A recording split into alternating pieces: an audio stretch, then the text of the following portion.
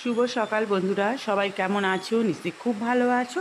দেখো, বৃষ্টি দিয়ে তোমাদের আজকে ব্লগটা শুরু করছি। সকালবেলা থেকেই বৃষ্টি শুরু হয়ে গেল, অঝোরে যাকে বলে বৃষ্টি, দেখতেই পাচ্ছ। এই যে তোমাদেরকে দেখিয়ে দিলাম কীরকম জোরে জোরে বৃষ্টিটা পড়ছে। তোমাদের দাদাভাই বেরিয়ে গেল, বাস বৃষ্টিটা মানে স্টার্ট হয়ে গেল। হয়তো বড় জোর স্টেশন অবধি মনে পৌঁছেছি কিনা জানিও না। এই দেখো, এদিকটা দেখিয়ে দিচ্ছি, ওদিকটা দেখালাম। আর এই যে দেখো, সকালবেলা বাসনগুলো দিয়েছি, সব মানে একদম জলে আরও ভিজে গেল। এদিকে এখন ছাট মারছে, জানলা ঠান্নাগুলো সব বন্ধ করে দিতে হবে।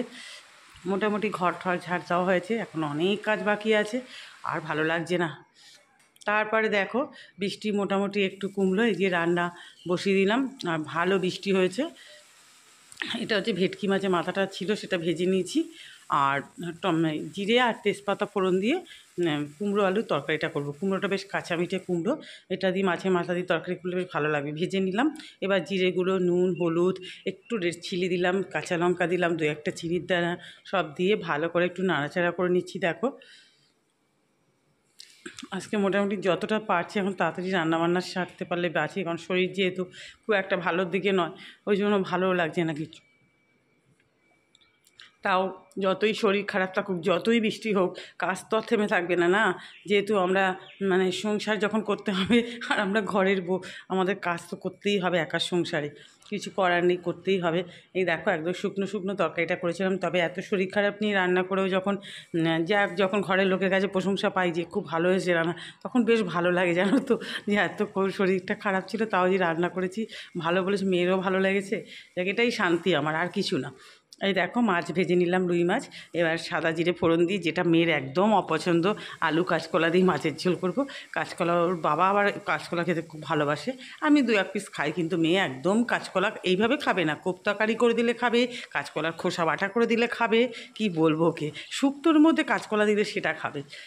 মানে এই জন্য হাসাহাসিও করি মাঝে মাঝে। তারপরে দেখো, এই যে মশলা করে রেখেছি, জিরে বাটা, নুন, হলুদ, টমেটো, কাঁচা লঙ্কা। এটা আবার রেড চিলি দেবো না, আমি কাঁচকলা আলু দিয়ে মাছের ঝোল করলে না একদম কাঁচা লঙ্কা দিয়েই করি। দেখো, তবে কালারটা কিন্তু বেশ ভালোই এসেছিলো। টমেটো মানে টমেটো দেওয়া হয়েছিল, অল্প একটু দিই আমি, যেহেতু আবার তোমাদের দাদাবাড়ির ইউরিক অ্যাসিড আছে।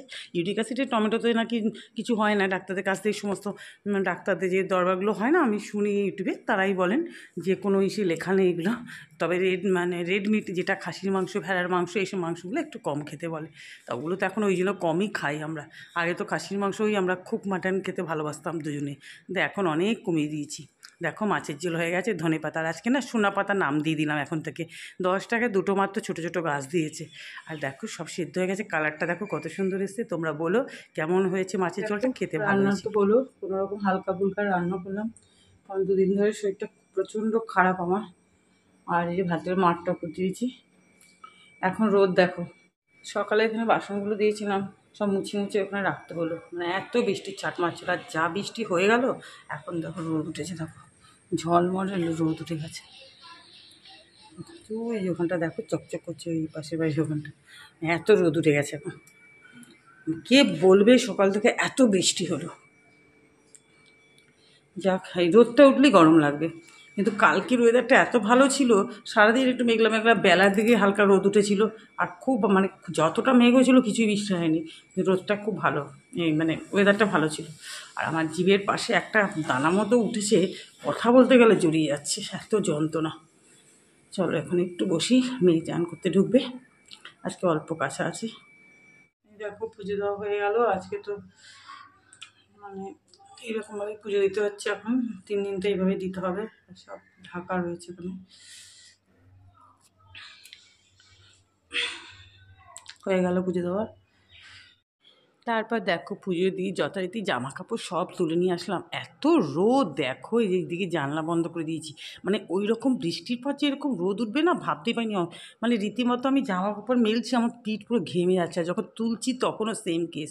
যাই হোক, খেতে বসে গেলাম। লেবু আর কুমড়ো আলু, যে ভেটকি মাছ দিয়ে মাথা দিয়ে তরকারি করেছি সেটা, মাছের ঝোল, এই যে কাঁচকলা আলু দিয়ে মাছের ঝোল। আজকে মাছের ঝোলটা একদমই মনে হচ্ছে না যে শুধু কাঁচা লঙ্কা দিয়ে করেছি। আর এদিকে রয়েছে চাটনি, পাঁপড়, দইও রয়েছে, দইটা পরে খাবো।